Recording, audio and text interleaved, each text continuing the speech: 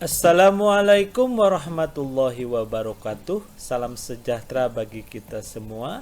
Misalkan di musim liburan kita kedatangan dua keponakan kita dan semuanya lapor bahwa nilai rapotnya adalah 89,75 untuk yang perempuan dan 90,50 untuk yang laki-laki. Apakah teman-teman berani mengatakan siapa yang lebih pandai sebenarnya? Kalau diketahui pula bahwa yang perempuan berasal dari kota kecil dan yang laki-laki dari kota besar. Sekali lagi, siapa yang lebih berprestasi sebenarnya? Untuk inilah kasus angka baku di dalam statistika. Bisa jadi skor lebih rendah, kemudian prestasi lebih tinggi. Mungkinkah? Ini bisa terjadi di dunia pendidikan, bisa terjadi di dunia kerja. Pokoknya yang berkaitan dengan penilaian itu bisa memungkinkan kita membandingkan siapa yang lebih berprestasi sebenarnya. Bagaimana caranya? Begini cara kita menjawabnya. Salah satu alat di statistika ada yang disebut dengan Z-score atau angka baku atau dikenal juga sebagai nilai Z. Bentuk rumusnya adalah ZI sama dengan XI min X bar dibagi S. Ini adalah untuk beberapa nilai XI yang mungkin dari 1 sampai N. Kita bisa bandingkan seluruhnya.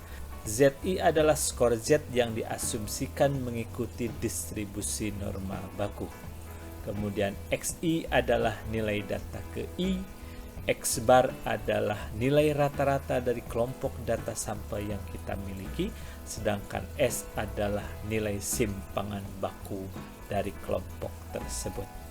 Nah, karena kita berbicara distribusi norma, secara umum distribusi norma ini penyebarannya seperti ini. Jadi, rata-rata akan berkumpul di tengah. Median juga sama beserta modus. Data akan menyebar mengikuti kurva sebaran yang seimbang atau simetris seperti ini. Semakin kanan, data yang dimiliki nilainya semakin besar. Sebaliknya, semakin kiri nilai data semakin kecil. Misal, ini 55. Kemudian ke kanan, ini kita dapat 100, semakin besar. Kemudian ke kiri dapat katakan 5, semakin kecil. Dan peluang munculnya angka 100 itu semakin kecil dibandingkan dengan 55 atau angka-angka yang ada di sekitarnya. Juga sama, untuk kejadian angka 5 ini semakin kecil. Karena apa? Karena jaraknya semakin jauh dari rata-rata di tengah-tengah ini. Sekarang pahami saja terlebih dahulu bahwa skor Z ini akan diasumsikan mengikuti distribusi norma baku. Bedanya di mana distribusi norma baku? Norma baku rata-ratanya bukan lagi angka seperti hasil observasi. Tetapi untuk norma baku rata-ratanya di tengahnya adalah 0. Coba bayangkan sekarang, jika ada suatu nilai data sama dengan rata-ratanya itu sendiri, jadi data tersebut dikurangi rata-rata tentunya adalah 0. Berapapun nilai S, kalau di atasnya 0 tentunya di sini juga akan berharga 0. Kecuali tentunya kalau pembaginya 0. Dengan demikian nilai rata-rata yang ada di tengah ini berharga 0. Kemudian di sini akan ada harga minus 1, minus 2, minus 3, sampai minus 3,99. Ini adalah nilai asimtotiknya. Asimtotik itu artinya bahwa kurva ini tidak akan pernah berpotongan dengan garis horizontal ini, tetapi akan berhimpitan. Kemudian ke sebelah kanan ada plus 1, plus 2, plus 3 sampai dengan asimtotiknya plus 3,99. Minus 3,99 dan plus 3,99 ini menyatakan titik asimptotik saja. Sedangkan hasil perhitungan masih memungkinkan di sini adalah minus tahingga sampai plus tahingga. Sama persis dengan distribusi normal ini, batasnya di sini adalah minus tahingga dan di sini adalah plus tahingga.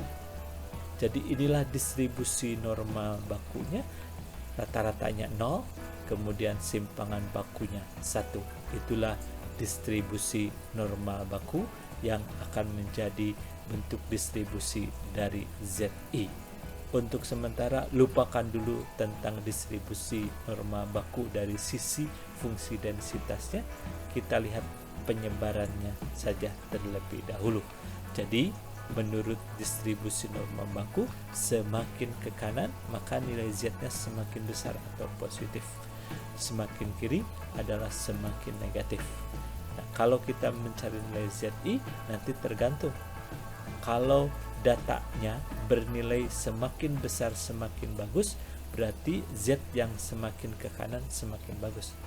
Namun jika rata-rata atau datanya justru semakin kecil semakin menunjukkan kualitas yang baik, berarti semakin kiri Z-nya akan dalam posisi yang semakin baik.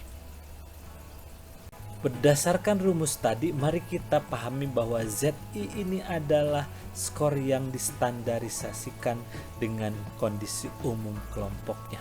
Jadi ini skor atau nilai asalnya, kemudian kita pertimbangkan dengan dikurangi oleh rata-ratanya sendiri dan dibagi oleh simpangan bakunya. Jadi menurut kelompok datanya, Z itu akan diposisikan seperti apa? Nah, salah satu kegunaan dari ZI ini, kita akan bisa membandingkan nilai ZI dari beberapa kelompok yang kita perbandingkan.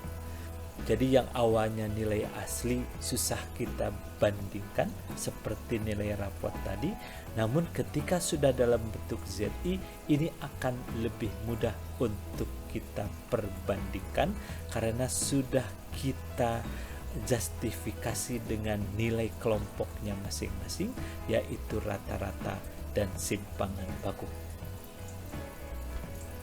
Dalam konteks nilai rapot kedua keponakan kita tadi, nilai 89,75 dan 90,50 ini merupakan hasil proses belajar di kotaknya masing-masing.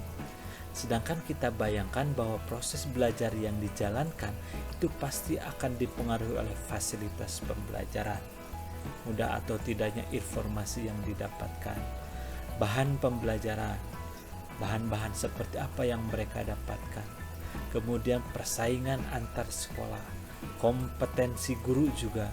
Tentunya untuk kota kecil dengan kota besar akan berbeda, dan ini mempengaruhi bagaimana kondisi umum yang terjadi. Dan kita tahu indikator kita dalam mengetahui kondisi umum hasil proses belajar ini, kita lihat dari statistik skor hasil belajarnya, yaitu nilai rapot ini. Nah, karena kita meyakini ataupun mempertimbangkan bahwa keadaan kota besar dan kota kecil, maka yang lebih bijaksana adalah bukan membandingkan secara langsung nilai yang diperoleh, namun nilai yang diperoleh tersebut harus mempertimbangkan nilai-nilai di kelompok masing-masing. Dalam hal ini adalah rata-rata dan simpangan baku di masing-masing kota. Misalkan diperoleh nilai rata-rata dan simpangan bakunya di kota kecil rata-ratanya 82,5, di kota besar rata-ratanya 92,5, lebih tinggi. Kemudian simpangan bakunya di kota kecil 14,5, kemudian di kota besar 10,0.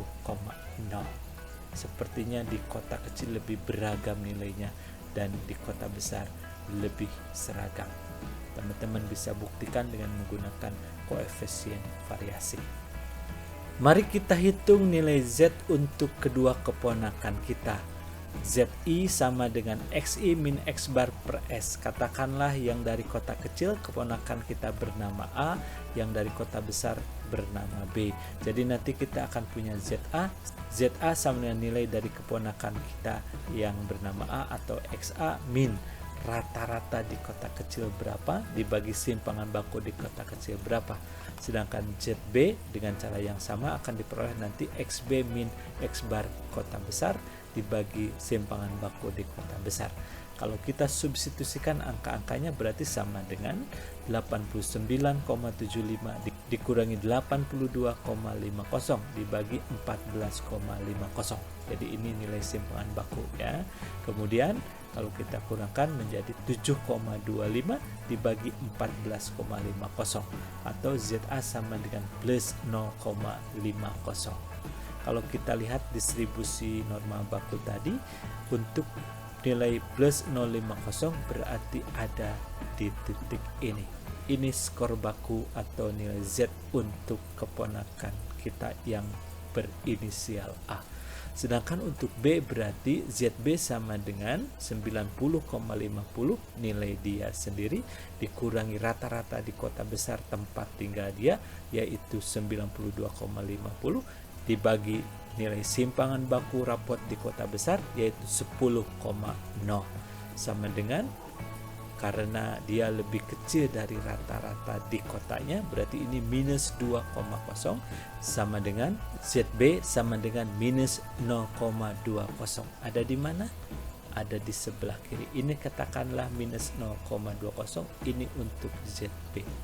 Perhatikan, ketika nilainya itu di atas rata-rata, yaitu untuk A 89,75, rata-rata 82,50, maka Z-nya akan berharga positif.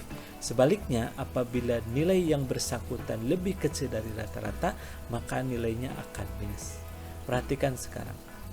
Karena nilai rapot itu semakin tinggi semakin baik dan posisi nilai baku A ada di sebelah kanan nilai baku B, dengan demikian maka posisi nilai rapot si A lebih baik dibandingkan dengan keponakan B yang nilainya minus 0,20. Dengan mempertimbangkan posisi ZA yang lebih kanan daripada posisi ZB, maka kita dapat simpulkan bahwa si A yang berasal dari kota kecil memiliki prestasi lebih baik dibandingkan dengan si B setelah kita pertimbangkan skor daerah masing-masing. Teman-teman, itulah kasus di katakanlah dunia pendidikan. Sekarang bagaimana kalau ada kasus di dunia kerja? Katakanlah ada pekerja yang di office ataupun di kantor, kemudian ada juga pekerja di suatu perusahaan itu dia kerjanya di lapangan. Berdasarkan penilaian hasil kinerja tahunan karyawan, diperoleh statistik hasil penilaian yang berskala 1 sampai 10 sebagai berikut. Memiliki rata-rata 8,25 untuk para pekerja di kantor dengan variansnya 1,21. Untuk yang di lapangan rata-ratanya lebih kecil yaitu 7,75 dengan varians 3,24. Katakanlah si X yang kerja di kantor dan si Y yang bekerja di lapangan. Nilainya si X adalah 9,5 dan si Y pun 9,5. Siapa yang lebih berprestasi dengan mempertimbangkan nilai-nilai statistik kelompoknya?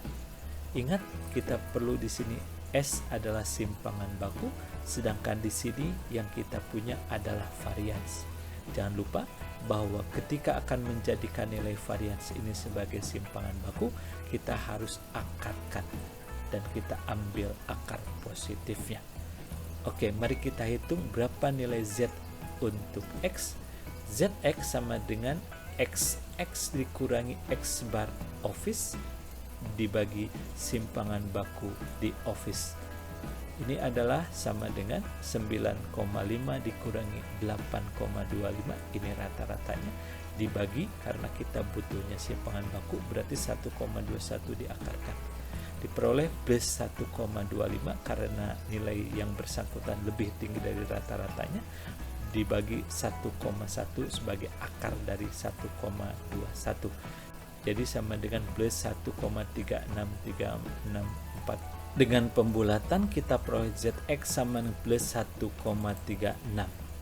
Kalau kita gambarkan, plus 1,36 berarti ada di sini. Bagaimana untuk Y? Dengan cara yang sama, maka kita peroleh ZY sama dengan XY dikurangi X bar field ataupun lapangan dibagi simpangan baku dari lapangan. Berarti 9,5 dikurangi 7,75 dibagi akar 3,24. Ini adalah plus 1,75 dibagi 1,8 atau sama dengan plus 0,97222 dan seterusnya. Dengan pembulatan diperoleh ZY adalah plus 0,97. 0,97 ada di sebelah kiri dari ZX. Karena kembali nilai prestasi kerja itu lebih tinggi, lebih baik, berarti nilai baku yang ada di kanan lebih baik daripada yang di sebelah kirinya. Jadi dengan demikian karyawan X yang bekerja di office prestasinya lebih baik dibandingkan dengan karyawan Y dengan mempertimbangkan nilai statistik kelompoknya masing-masing. Oke teman-teman, itu saja penjelasan untuk angka baku yang ternyata angka baku dapat menolong kita untuk memposisikan sesuatu berdasarkan ukuran umum yang berlaku di kelompoknya masing-masing. Jadi dengan demikian kita bisa menentukan mana kondisi atau mana fenomena yang lebih baik dibandingkan fenomena yang lainnya. Ingat, dalam kehidupan sehari-hari kita pun akan selalu mempertimbangkan sesuatu hal dengan melihat kondisi budaya atau kebiasaan di kelompok masing-masing.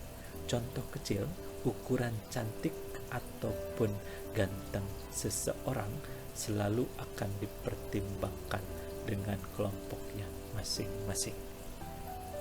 Jadi akan punya nilai tersendiri, akan punya posisi tersendiri, dan terkadang kita memang susah untuk membandingkan secara absolut keseluruhan fenomena di seluruh kondisi yang terjadi. Mudah-mudahan bermanfaat bagi teman-teman. Jika bermanfaat, silakan untuk disebarkan kepada yang lain. Terima kasih banyak. Wassalamualaikum warahmatullahi wabarakatuh.